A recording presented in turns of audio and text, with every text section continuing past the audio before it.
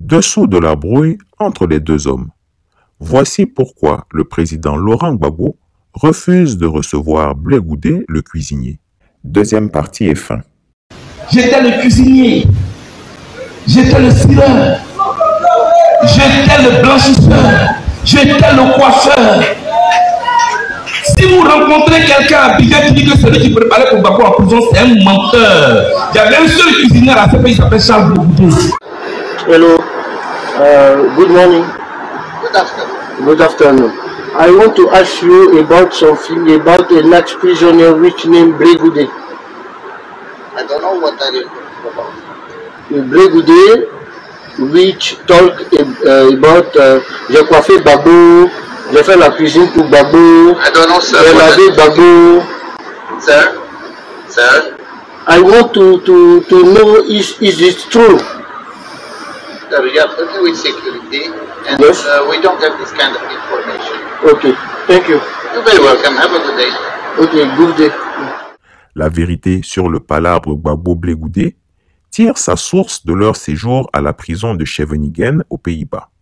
Pendant leur détention sous mandat de la CPI, Blé Goudé a montré son vrai visage à celui qui l'avait recueilli, nourri, enrichi et qui lui avait donné un pouvoir sans borne en Côte d'Ivoire et au sein de l'appareil d'État ivoirien. En effet, au fur et à mesure que la détention pesait sur lui, Blé la Machette a commencé à perdre le moral. Il ne supportait plus la prison. Il en voulait à Laurent Gbagbo d'avoir perdu le pouvoir et d'avoir été la cause de leur emprisonnement.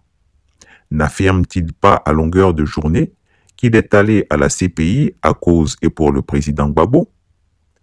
Paradoxalement, à l'insu de son mentor d'alors, il a commencé à se rapprocher de ses bourreaux. Il a commencé à négocier avec le régime d'Alassane Ouattara et s'est enfoncé chaque jour un peu plus dans la trahison et la compromission. Grâce aux visiteurs qui venaient le voir, comme Kakabe par exemple, il a envoyé des signaux au dictateur des lagunes. Il lui a fait porter des messages indiquant qu'il était disponible pour collaborer en échange d'un allègement de ses conditions de détention et d'un assouplissement des charges de l'État ivoirien contre lui. C'est ainsi que le vieux Grigou a chargé Ahmed Bakayoko de le traiter. Malin, Ambak demanda à Charles Blé Goudé de l'informer en détail de tous les faits et gestes de son co-détenu. Il veut tout savoir, ce que Laurent Gbagbo lui dit en privé, ce qu'il dit d'Alassane Ouattara, du régime, de ses compagnons du FPI, des chefs d'États étrangers avec lesquels il est en contact, des confidences de Nadi Bamba, de ses contacts en Côte d'Ivoire, etc. Tous les jours, j'avais des visites. Tous les jours, j'étais occupé à recevoir.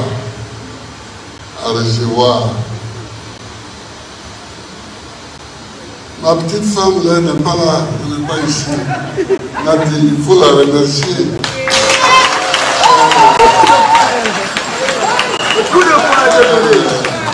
Non, mais parce que quand on est en parlant avec une femme, on dit tout sur elle. Mais ce qu'elle a fait de bien aussi, il faut dire. Voilà, pour que tes parents puissent te dire, mais tu avais dit ça à la femme, il ne faut pas trop l'insulter. Et voilà. Elle a bloqué, elle a quitté Accra, où elle était en exil, pour demander l'asile aux Pays-Bas, pour être à La Haye à côté de moi et venir me voir toujours. Les Pays-Bas ne lui ont pas accordé l'asile. Donc c'est la Belgique qui lui a accordé l'asile. Bon, elle était à Bruxelles donc. De Bruxelles à La Haye, ça fait 200 km. Aller et retour, ça fait 400 km. Donc elle a bloqué 3 jours. Mardi, jeudi et samedi, où elle était avec moi. Elle faisait 400 km en voiture, au volant. C'est ça qu'elle a fait pour moi, principalement. principalement, pour ne pas que je sois seul. Elle me nourrissait aussi, parce que je n'avais pas d'argent là-bas. C'est elle qui me donnait chaque mois de l'argent, parce que la nourriture qu'on nous sert, une prison, la nourriture n'est jamais bonne. Même si c'est une prison de blanc. La nourriture n'est jamais bonne. Donc, nous-mêmes on cotisait. Et nous étions 3 à cotiser pour la dizaine. Il y avait Taylor, il y avait Bemba et moi. Après on a enlevé Taylor, on est resté 2 à cotiser. Après on a libéré Bemba et j'étais seul à cotiser. J'étais seul à cotiser, mais c'est l'argent de Nadi. Bref, Ahmed Bakayoko a retourné Blé Goudé en faisant de lui un agent de renseignement au profit du régime d'Abidjan. Blé le Crabe avait même ses avocats différents de ceux du président Gbagbo, dont le fameux Nick Kaufman, qui, comme tout le monde le sait, n'est qu'un espion. Je mets quiconque au défi de contredire les lignes que j'écris. Tout le cercle proche de Laurent Gbagbo en est informé. Ils savent qu'après la mort d'Ahmed Bakayoko, c'est Amadou Koulibaly, dit Petit Michelin, actuellement ministre de la Communication, qui a pris la relève pour le compte de Téné Birahima Ouattara dit la Fiole. Tout se sait. Oui, Blé Goudé a incontestablement trahi le président Gbagbo pendant leur détention. Par une providence divine, ce dernier a été alerté de la trahison de « son bon petit » par un employé des lieux. Il a aussitôt pris ses précautions. C'est ainsi qu'il a arrêté de manger les plats du chef cuisinier Blé Goudé et a pris ses distances. Blé Goudé le sait. Ne désespérez pas, parce que Dieu existe. Quand on dit Dieu existe, il existe pour tous, globalement, et il existe pour chacun, individuellement. Dieu existe. Il a toujours été un opportuniste doublé d'un traître. Certains de ses compagnons avaient averti Laurent Gbagbo de ce trait de caractère de son protégé, mais il ne les avait pas crus à l'époque. Hélas, il l'a appris à ses dépens. Guillaume Soro, lui aussi, a été victime du double jeu de Charles Blé Goudé. Durant son exil, l'ancien Premier ministre ivoirien a décidé d'aller rendre visite à son ancien compagnon de la Fessie à La Haye. Ils se sont retrouvés avec beaucoup de chaleur. Ils ont échangé longuement et de manière confidentielle. Mais Guillaume Soro a eu la désagréable surprise de découvrir qu'après leur audience, Blé Goudé a rendu compte à Téné Birahima Ouattara dit la Fiole de l'intégralité de leur discussion. Il a même rajouté certains faits inventés afin d'augmenter la liasse de dollars que le régime d'Alassane Ouattara lui versait. Sachant cela, on peut dire que le président Laurent Gbagbo ne refuse pas de voir Blé Goudé à cause d'une affaire de femme qui aurait refusé de faire une commission. Effectivement, j'ai vu cette vidéo où il m'accuse d'être à la base de la déchirure au sein du FPI parce que j'aurais refusé que mon épouse fasse une commission à Pascal Affi-N'Guessan. Oui, moi je ne sais pas nier. J'ai refusé que mon épouse fasse une commission politique. Je n'aime pas les mélanges de genres. Ma femme n'est membre d'aucune instance du Front populaire ivoirien en ce temps. Pourquoi? C'est elle qui devait faire une commission politique. C'est au final des conséquences sur le rapport. Ça, c'est au niveau politique. Au niveau humain, une femme qui est venue rendre visite à son mari pour lui faire l'état des lieux de la famille. Qu'est-ce qu'elle a à voir avec un conflit politique? Voilà ceux qui veulent nous diriger.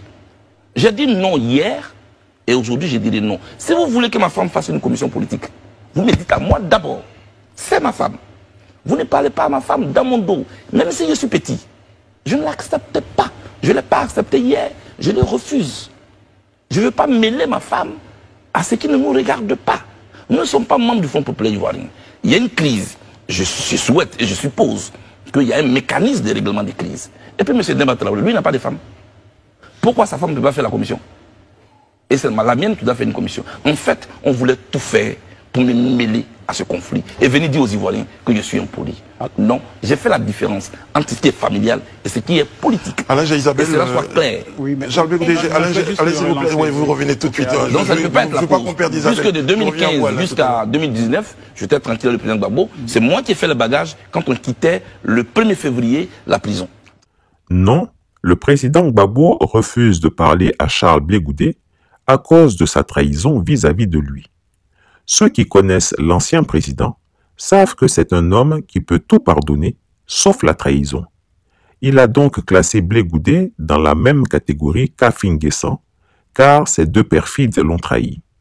En 2020, lorsque feu le président Henri Konan Bédié a voulu créer le CNT pour organiser la résistance civile au troisième mandat du tyran Ouattara, quand il a envisagé d'y associer Afin Guessan, Laurent Gbagbo a refusé catégoriquement d'y participer. Il connaissait suffisamment celui-ci et il savait que ce dernier finirait par trahir ses camarades de lutte. Finalement, que s'est-il passé? Afin Guessan n'est-il pas allié avec le RHDP aujourd'hui, sur le dos de ses anciens camarades?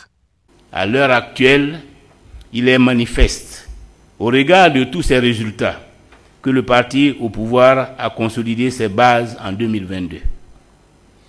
Pendant ce temps, l'opposition politique continue d'errer, victime du trouble de stress post-traumatique que les anciens qui refusent la retraite lui ont administré à travers leur alliance exclusive et excluante à l'occasion des élections législatives de mars 2021. Au mépris des risques pris par les uns et les autres lors de la désobéissance civile de 2020. Dans ce contexte d'anomie, d'anémie, brumeux et répulsif, notre parti a choisi la voie de l'émancipation et de la renaissance. La renaissance est en marche. Elle est perceptible, comme l'a dit le secrétaire général, à travers les résultats encourageants de l'opération Zrama. La grande mobilisation enregistrée lors de la fête de la liberté à Abengourou, le succès de mes tournées à l'intérieur du pays, notamment dans des régions qui avaient été pendant longtemps fortement intoxiquées et prises en otage par nos adversaires, le renforcement de notre politique de communication interne et externe, avec le lancement d'un nouveau site web et la mise en place de plateformes de communication des conseils politiques régionaux, la création de l'hymne du parti, etc. L'émancipation est détachement des misères politiques, éthiques et idéologiques. Ces pathologies qui gangrènent certaines formations politiques de l'opposition et qui bloquent toute dynamique de progrès. L'émancipation, c'est aussi rupture avec la solitude politique sclérosante au profit de nouvelles alliances fécondantes, dynamiques et émancipatrices qui permettent le plein développement de notre potentiel. C'est l'essence de l'alliance que nous allons conclure très prochainement avec le Rassemblement des Oufouettistes pour la démocratie et la paix. Le président Gbagbo, après la trahison qu'il a subie en prison de la part de son ancien protégé, a dit à son cercle de se méfier de ce dernier, mais il a toujours évité d'entrer dans les détails. Mais comme les partisans de Blé Goudé veulent qu'on mette tout dehors, on va le faire bien même. On va tout djinzin, comme on le dit chez nous. Quand en 2020, Chris Yapi dénonçait la traîtrise de Blé Goudé, nombreux d'entre vous sont venus m'insulter.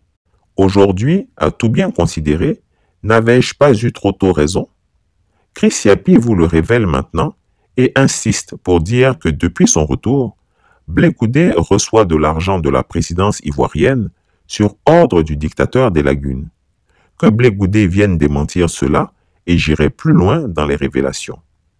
De toutes les façons, que faut-il attendre d'un individu malhonnête qui déjà à l'université trichait pour obtenir une licence d'anglais qui a finalement été annulée par l'université de Cocody pour tricherie? C'est un faussaire de la trempe d'Adama Bictogo. Les faits sont là, je n'ai rien inventé. Si ce n'est en Côte d'Ivoire, cet individu devrait vivre caché toute sa vie, couvert de honte et d'ignominie. Mais comme il n'a pas d'honneur, il se pavane dans les rues de Côte d'Ivoire en clamant des proverbes à 2 balles pour amuser la galerie. Quand le poisson sort de l'eau, qui vous dit que le caïman a mal à la tête, il faut croire. Je vous le conjure. Très bien. Je vous le répète encore. Pour réclamer l'aile du poulet, il faut être là où on découpe le poulet. Dites-nous. Coca-Cola n'a jamais donné sa formule chimique à Pepsi Cola. Vous gardez votre formule pour vous? Oh oui. Depuis qu'il est rentré en Côte d'Ivoire, n'arrivant pas à se faire recevoir par le président Laurent Gbagbo pour continuer à l'espionner, il a décidé de s'attaquer à lui pour tenter de le discréditer. Quelle honte, quelle trahison. Ceux qui pourraient se laisser distraire par ce faquin doivent savoir que chez Laurent Gbagbo, la trahison ne passe pas. Et nous sommes avec le Woody de Mama, car c'est lui que nous connaissons. Lui n'a pas triché pour obtenir une simple licence. Question pour un champion. Le 21 mai 2022, Charles Blé Goudé publiait un post sur sa page Facebook officielle dont je vous fais lecture. Je ne suis pas ta marionnette. Oui, je l'ai dit et je l'assume totalement. Je voudrais un jour être président de mon pays. Mais ça, ce n'est qu'une ambition qui ne saurait être au-dessus de mes valeurs et mes principes. En conséquence, je ne marchanderai rien pour une ambition. Bien au contraire, je me battrai avec dignité pour y arriver. Est-ce que c'est clair? À toi qui as eu le toupet de m'appeler ce matin, et ainsi qu'aux autres qui nourrissent cette même idée de définir ce qu'on doit penser, dire et faire, je vous mets en garde. Ne vous avisez plus jamais à me tenser sur mes ambitions politiques. Vous vous prenez pour qui? Assez. Je dis assez. Être proche ou être dans l'estime d'un leader ne vous donne pas droit de vie ou de mort sur moi. Retenez-le très bien. S'il y en a qui l'acceptent, moi, je le refuse. Par le passé, je me gardais de vous répondre. Pas par peur, juste par décence. J'espère que vous aurez le courage de dire un jour aux Ivoiriens ce que je devrais faire et ce que je n'ai pas fait, ou bien ce que je ne devrais pas faire et que j'ai fait. Je ne suis pas votre obligé, ni à votre service, encore moins votre pantin. Est-ce clair? Toi, tu es rentré au pays et tu te la coules douce. Moi, je suis encore bloqué ici à La Haye, dans les griffes de l'administration de la CPI et d'un système sans visage, attendant un passeport depuis 1 an bientôt, et toi, sans gêne, tu me fais passer pour le mauvais. Un jour, je dirai ma part de vérité aux Ivoiriens. Je ne suis pas pressé. Appelle encore. Ainsi j'ai parlé. Signé Charles Blé Goudé. Question pour un champion. 1. Selon vous, de qui parle Charles Blé Goudé? 2. Pourquoi une telle virulence dans ses propos? 3. Pourquoi Blé Goudé ne veut pas être une marionnette? Vos réponses sont attendues. Chez nous, les bêtés, il y a un proverbe qui dit il y a un proverbe qui dit ce qui veut dire, si tu as bu, que tu as poué, que tu bois encore, faut pas t'étonner si tu vomis poids. Chris Yapi ne ment pas. Retrouvez Chris Yapi sur ses 2 chaînes YouTube, sa chaîne Dailymotion, Instagram et VK.